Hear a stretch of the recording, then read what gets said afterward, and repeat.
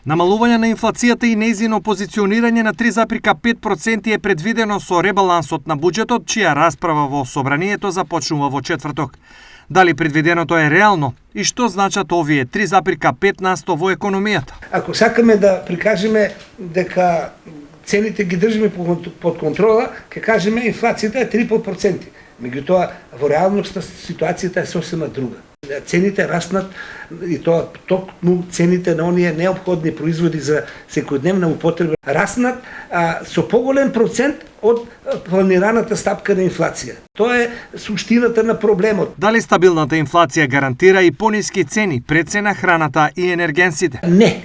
Инфлацијата од 3,5% не гарантира дека во тој процент или во помал процент ќе раснат цените на производите што се неопходни за секојдневна употреба на граѓаните. Инфлацијата може да биде и 5, ама проблемот е да раснат цените на артиклите што ни се неопходни со помал процент, а да раснат со поголем процент од 3,5 или од 5% цените на артиклите кои што за нас се недостапни и непотребни. Од друга страна, граѓаните се надеваат на подобар стандард и бараат мала воздишка од долготрајната борба со високите цени. Не, мислам дека нема да има. Не верувам. Па искрено не. Да. Не верувам. За граѓаните, сегашните цени треба да се намалат за 10-15% да намалат доволно. Како се беа порано годините. Тоа е релативно, се зависи според стандард. Нашиот стандард е низок и сметам дека треба барем 10 до 15% да има намалување на цените. Па, треба многу проценти, па 20-30% да се намалат.